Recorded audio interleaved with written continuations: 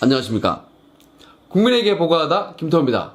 오늘은 김태우의 작심발언 대예언 어찌 되었나 이런 소재로 방송을 하겠습니다. 본격적인 방송 전에 여러분 노딱을 뚫고 가는 김태우TV를 열렬히 응원해 주시기 바랍니다. 자, 여러분, 제가 조국 일가에 대한 수사 초기인 9월 9일자에 대예언을 했습니다. 문재인 정부 어찌 되나 김태우 대예언, 이러한 제목의 방송을 했습니다. 그게 9월 9일 월요일 새벽 4시 방송이었는데요. 그때는 조국이 임명되기도 전이었어요. 그때 토요일, 일요일 이 주말이 조국에게는 위기였습니다. 조국을 임명하냐 안 하냐 이걸로 청와대가 엄중히 좀 받아들이고 심사숙고한다 뭐 이런 식으로 얘기를 했었거든요. 그래서 야, 이거는 아무래도 임명을 철회하는 것이 유력하겠다. 그래서 월요일 한 오전쯤에는 임명 철회하지 않을까 이런 예상이 좀 많을 때였어요. 그날 새벽 4시에 제가 대예언을 방송을 했습니다. 당시 문재인이 조국을 장관으로 내정을 하고 나서 여러 가지 조국에 대한 의혹이 있어서 검찰이 압수수색을 하고 이제 뭐 수사를 하던 초기였죠. 그래서 9월 9일 날은 임명을 철회할 가능성이 좀 큰 상황이었습니다. 그때만 해도 그런 분위기였습니다. 지금과는 좀 달랐어요. 제가 그 새벽 방송을 하고 나서 7시간 뒤에 그날 오전 11시 30분쯤에 문재인이 조국을 임명했다. 임명을 제가 했다. 이러한 속보가 떴습니다. 그때만 해도 주말 중에 문재인이 뭐 엄중히 심사숙고하고 있다. 뭐 그렇게 해서 임명이 철회될 가능성도 좀 제법 높은 분위기였는데요. 그러다 보니까 이러한 임명제가 그 속보는요, 조금 전격적인 느낌이었습니다. 자, 그런 분위기 속에서 제가 임명 직전에 방송을 한 거였죠. 그날 제가 대예언이라면서 조금 거창한 용어를 쓴 거는요, 조국 수사가 어떻게 전개될 것인가, 이러한 부분이 향후 전국을 좌지우지할 그러한 중요한 것임을 저는 직감을 했고요. 그리고 무엇보다 저는 자신이 있었습니다. 그 영상이 제 유튜브 홈 화면에서 보면요, 인기 영상 두 번째로 올라와 있는 그 영상입니다. 조회수가 64만 명으로 제 영상 중에서 두 번째로 인기가 많은 영상이었습니다. 오늘 제 방송 보시고 다시 한번 그 영상을 보시면요, 조금 새로울 것이에요. 일단 헤어스타일이 조금 촌스럽죠. 사실 그때 너무 바빠가지고 이발을 못해서 머리가 조금 길었습니다.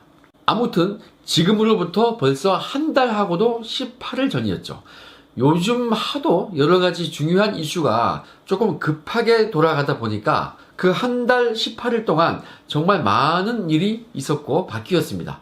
자, 지금 상황에서 그때 예상한 것이 한번 맞는지 틀린지 한번 따져볼까요? 저의 예언은 크게 두 가지였습니다.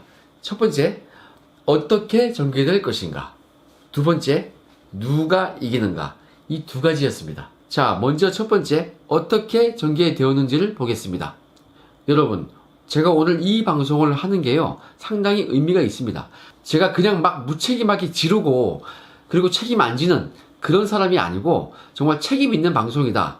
그런 것을 제가 증명해야 되지 않습니까? 그래서 준비했는데요. 아주 재밌습니다, 이거. 자, 먼저 첫 번째, 어떻게 전개되었는지를 보겠습니다. 자, 먼저 제가 청와대와 검찰의 대충돌을 예상하면서 그것을 검찰의 반응과 청와대의 반응으로 나누어서 구체적으로 제가 설명을 했습니다. 자, 먼저 검찰의 반응부터 보겠습니다. 당시 저는 그때 조국을 임명을 강행하면요, 윤석열 총장의 스타일로 봤을 때 조국 일가 수사를 더욱 세게 할 것이다. 청와대와의 충돌 규모와 강도는 그것 때문에 더 세질 것이다. 제가 이렇게 얘기를 했습니다. 그때까지만 해도 그래도 짜고치기 아니냐 이런 말이 계속 있었어요.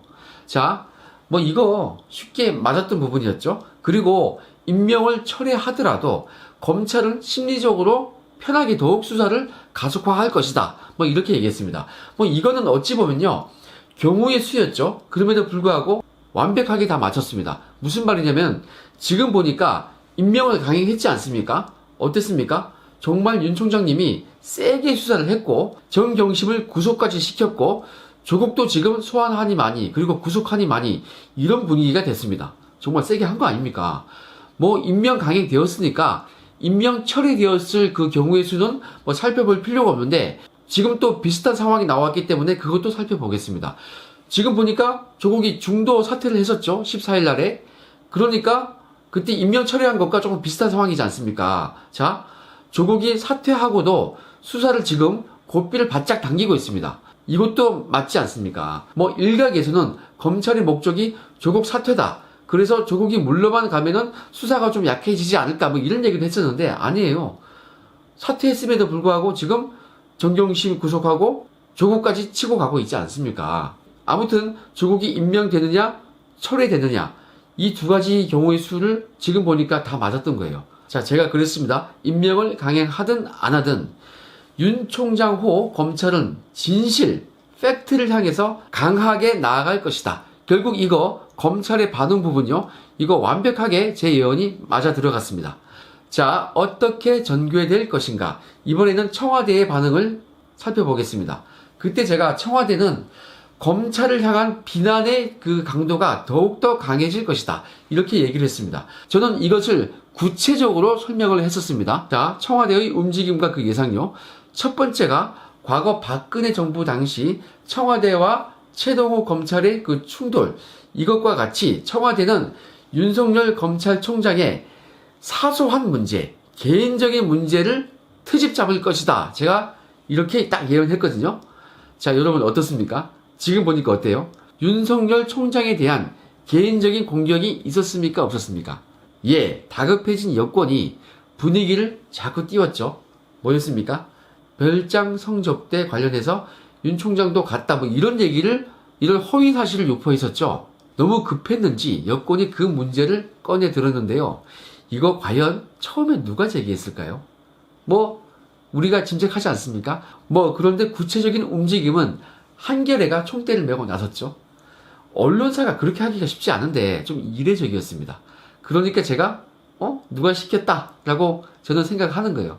어떻습니까, 여러분? 당시 한겨레가 언론으로서는 할 수 없는 행위를 했습니다. 결국 청와대도 조국도 법무부도 그거에 대해서는 팩트가 아니다라고 물러섰습니다.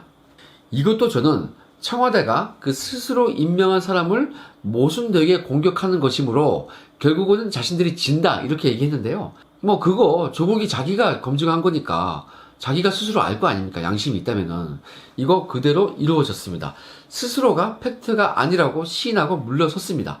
자, 그 다음에 청와대의 움직임을 또 예언했습니다. 뭐냐면은 수사팀을 무력화할 방법을 시도할 것이다. 제가 이렇게 말했습니다. 이거 완벽하게 성취가 되었습니다. 특수부 폐지했지 않습니까? 일단 대통령이 검찰 개혁이라면서 강하게 주문을 했습니다.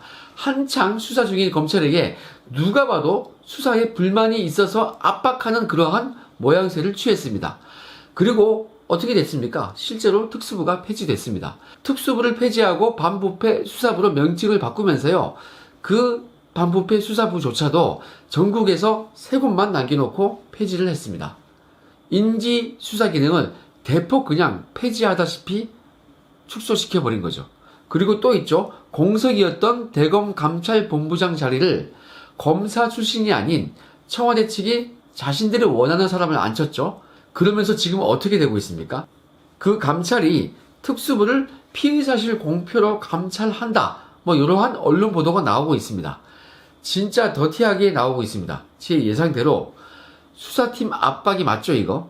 그리고 또 있습니다. 패스트트랙에 태워진 공수처. 뭐 이달까지 마무리하겠다는 식으로 아주 급하게 나왔죠. 자, 여러분, 공수처가 실제로 설치가 되면 어떻게 됩니까? 뭐 공수처 법에 의해서 달라지겠지만은 통상 공수처가 해야 할 고위공직자 관련 수사, 이걸 검찰이 하고 있으면요 통으로 가져갈 수 있지 않습니까? 결과적으로 지금 특수부가 하고 있는 조국 수사 사건 통으로 가져가겠다, 이거 아닙니까? 청와대의 반응이 이렇게 검찰을 압박하는, 수사를 방해하는 모양새로 나가고 있는 것입니다. 여러분, 이렇게 저는 검찰과 청와대의 대격돌을 예상하면서 각각 어떠한 양상으로 전개가 되는지를 상세히 예상했는데요. 모두 그대로 들어맞았습니다. 정리하자면요. 일단 대격돌이 맞죠. 그리고 그 전개 과정이 중요한데요. 전개 과정도 검찰은 임명이 되든 철회가 되든 팩트만 보고 강하게 수사한다. 청와대는 최동욱 사건에서 알 수 있듯이 개인사로 시비를 건다. 팩트도 아닌 별장을 건드렸죠. 그리고 수사팀을 시비 건다, 특수부 폐지, 검찰 개혁 방안, 그리고 수사팀 감찰, 공수처로 압박, 이런 거 딱 들어맞았습니다. 자, 이걸로 저의 대예언 첫 번째 부분이었죠. 어떻게 전개되었는가를 살펴봤습니다. 여러분, 자화자찬이라고 욕하지 마시고요. 박수 한번 쳐주십시오. 여러분, 위험 부담을 감수하고 이 정도 대예언을 할 정도면요, 이 김태우가 노딱을 딱 뚫고 갈 수 있는 그러한 박력이 되지 않습니까, 여러분? 박수 한번 쳐주십시오. 에너지 좀 받게요. 자, 그럼 저의 대예언 두 번째 부분을 살펴보겠습니다. 누가 이기는가? 이게 중요하다 그랬죠? 이 부분입니다. 뭐 저는 결론적으로 한마디로 검찰이 이긴다고 했습니다. 자, 지금 상황 보면 어떻습니까? 청와대가 이겼습니까? 검찰이 이겼습니까? 청와대가 지지율이 뚝 떨어지면서 난리가 났죠. 그래서 조국까지 사퇴를 시켰으니까요. 이건 누가 이겼습니까? 검찰이죠. 그리고 그 이유를 저는 이렇게 설명을 했습니다. 원래 약육강식의 싸움에서는 덩치가 크고 힘이 센 쪽이 이긴다. 그런데 싸움의 규칙이 있는 그러한 심판자가 있는 싸움에서는 명분이 있는 쪽이 이긴다. 제가 이렇게 설명을 했습니다. 힘만으로 밀어붙여서 반칙하면요, 반칙패를 당한다. 혹시 이기더라도 이거는 반칙패를 당한다. 이렇게 제가 말씀을 드렸습니다. 이런 싸움에서는 명분이 있는 쪽이 이긴다. 검찰이 명분이 있기 때문에 검찰이 이긴다. 이런 결론이었고요. 예를 들어서 제가 설명을 했죠. 과거 박근혜 정부 때 검찰과 청와대가 한번 격돌을 했는데 그때에는 명분이 청와대 쪽에 있었죠. 왜냐하면 그 당시 최동욱 총장이 혼외자 문제가 있었기 때문에 공직자로서는 치명적인 것이고 불륜 문제이기 때문에 인사권과 감찰권을 가지고 있는 청와대가 명분이 있었습니다. 그래서 그때에는 명분이 있는 청와대가 이겼습니다. 최동욱 총장 물러났습니다. 그런데 지금 정부에서는요, 명분이 청와대가 아닌 검찰에 있기 때문에 검찰이 제가 압승한다고 얘기를 했습니다. 조국 사퇴, 그리고 그 드센 정경심의가 구속이 되었습니다. 지금 상황에서는요, 검찰이 이겨서 제 예언이 들어맞았습니다. 여러분, 그리고 아직도 진행 중입니다. 지금까지는 검찰이 판정승을 했는데요. 이제 KO 승인지 아닌지 이것만 남은 거죠. 그래서 진행 중입니다. 저는 그때 예언하기로 압승을 한다고 그랬죠. 지금 상황은 여권도 인정하고 있죠. 압도적인 심판 전원일치 판정승을 지금 확보한 상황입니다. 이제 만약에 조국까지 구속이 된다면요, 검찰의 압승을 넘어서 너가웃 승리가 되는 것입니다. KO 승리가 되는 것입니다. 뭐 조국까지는 충분히 불구속 기소가 예상되죠. 이 정도면은 검찰이 압승한다는 저의 예언이 모두 이루어지는 것입니다. 여러분, 제가 예언을 여러 가지 좀 했습니다. 거창하게 말을 할 때에는 예언이라고 했고요. 세부적인 것을 얘기할 때에는 전망 내지 예상이라고 했습니다. 제가 가장 크게 예언했던 것이 이 대예언 방송이었습니다. 그런데 지금 이 대예언이 100% 딱 들어맞으니까 저도 좀 놀랐습니다. 뭐 결과도 결과인데 제가 설명했던 그 과정이 맞지 않습니까? 이게 지금 맞는 거죠. 우리 고등학교 때 수학 시험 풀 때요, 그 풀이 과정이 맞아야 100점이지 않습니까? 답을 맞춰도. 어떤 사람은 뭐 수학 문제에 뭐 속칭 겐또라 그러죠. 객관식 시험도 아닌데 찍어서 0, 1 이렇게 맞추는 사람도 있어요. 저는 그렇게 소 뒷걸음 치듯이 맞춘 게 아니고 그 과정까지 딱 들어맞게 설명을 드렸고 그게 들어맞았습니다. 그런데 물론요, 제가 예상한 모든 것이 다 맞은 건 아니에요. 한 10개 중에 한두는 안 맞을 때도 있었어요. 하지만 여러분, 10중 8구는 들어맞지 않습니까? 정말 마음 먹고 크게 예언한 것은 이렇게 딱 들어맞았습니다. 여러분, 이런 것이 이 김태우 TV를 여러분께서 보는 그러한 묘미가 아니겠습니까? 자, 그런데 여러분, 여기서 끝이 아닙니다.